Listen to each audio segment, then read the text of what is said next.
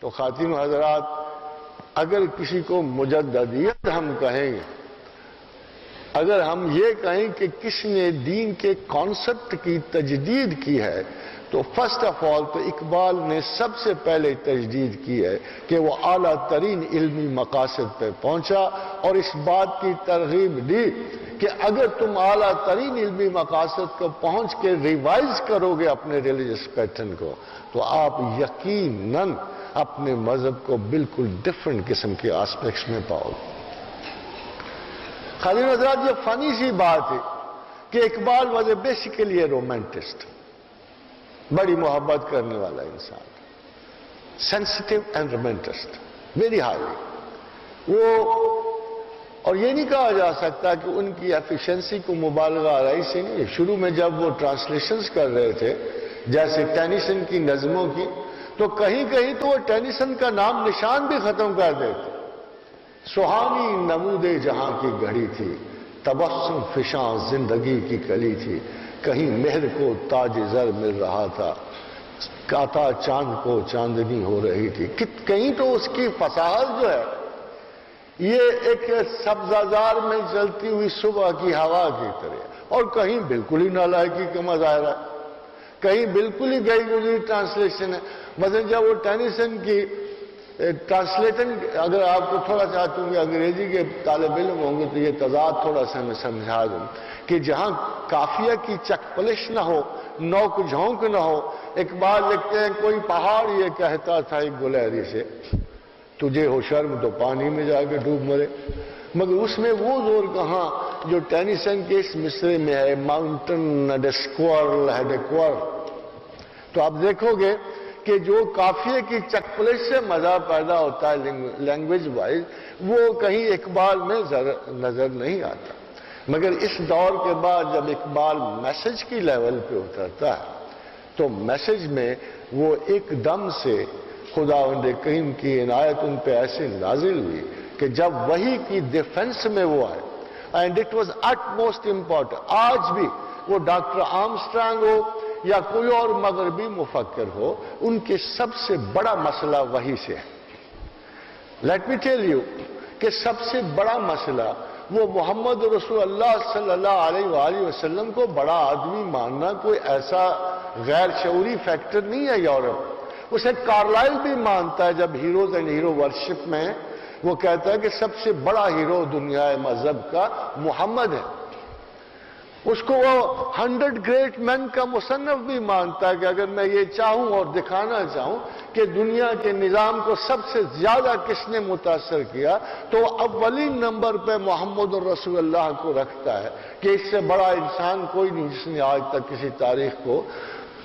متاثر کیا۔ مگر دی مین پرابلم ہے کہ وہ محمد کو کلین لیڈرشپ ضرور دیتے۔ They consider him very wise, very superior manager of human skills, a great force to unite the multi, running tribes asunder. But وہ وحی کے تصور سے ناآشنا ہے، ان کو یقین نہیں آتا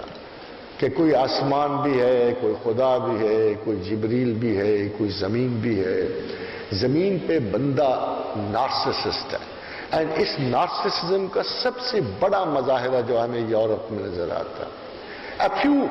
skillful inventions do not create the basic niche of mind. یہ آپ یاد رکھیے گا، اگر آپ پوری یورپی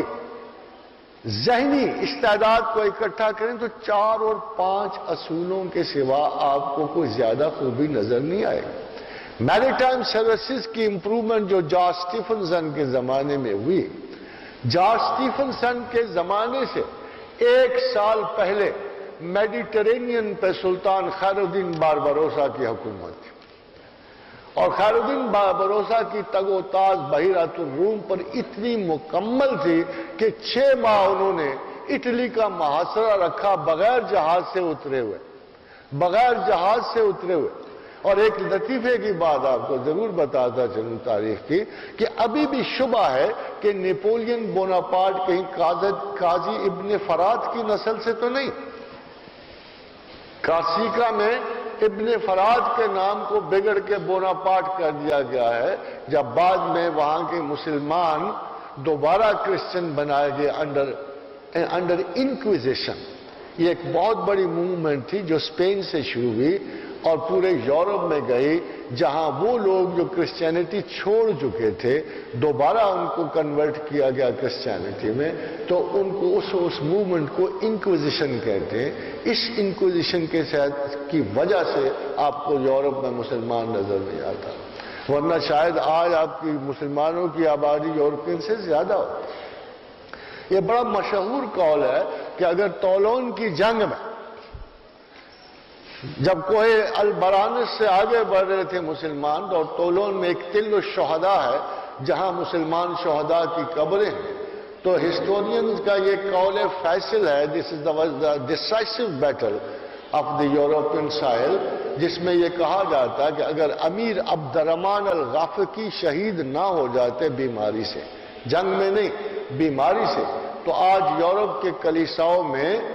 بجائے بھجن پڑھنے کے اذانوں کی صدائیں آ رہی ہوتی، مگر یہ اللہ کو منظور نہیں تھا۔ جہاں وہ ایک اپنی خوبصورتی کے، اپنے تصور کی خوبصورتی کو سلامت رکھنا چاہتا تھا، وہاں اس سیاہی کو بھی سلامت رکھنا چاہتا۔ تضاد کے بغیر کوئی رنگ نہیں بنتا، اس لیے خداوند کریم کا رنگ اپنا تھا، اور وہ چاہتا تھا کہ اس رنگ کو زیادہ اجاگر کرنے کے لیے چمن زنگار ہے آئینہ باد بہاری کا، کہ جب تک زنگار نہ ہو تو شاید باد بہاری کی نزاکت اور لطافت کا احساس نہیں ہوتا۔ خادم حضرات، اقبال نے واپسی پر یہ دیکھ لیا تھا، یہ سنائی مگر جھوٹے نگوں کی ریزہ کاری ہے۔ یہ اقبال نے دیکھ لیا تھا کہ جو کچھ بھی خیالات اور تصور کی ہائیسٹ سٹیج پہ جا کر اس کو احساس ہو چکا تھا کہ یہ داستان سرائی ہے،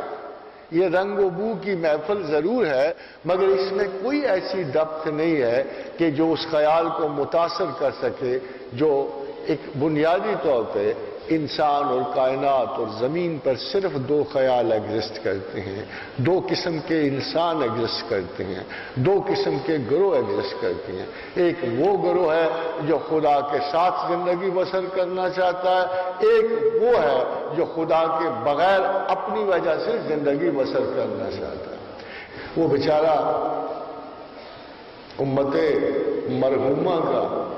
مرحوم دانشور جسے آپ اقبال کے نام سے یاد کرتے ہو، he didn't do anything special. He wanted you to think. He wanted you to think. وہ چاہتا تھا آپ غور کرو، فکر کرو، پڑھو، پڑھاؤ، اور اقوام عالم میں اگر بڑے بڑے نام روشن ہیں دوسرے دانشوروں کے، صدیاں ہو گئیں، اس حسرت و آرزو میں گزر گئی خاتون حضرات کہ کسی مسلمان کا نام بھی دور جدید میں آ جائے، کسی دانشور کا، کسی مفکر کا، کسی سائنسدان کا۔ آپ کو حیرانی تو ہوگی، لے دے کے پھر اقبال ہی رہ جاتا، لے دے کے پھر اقبال رہ جاتا ہے۔ اگر ہمیں پریزنٹ کرنا ہو اس پوری سینچری میں کہ ہمارے پاس کون سی ایسی ہستی ہے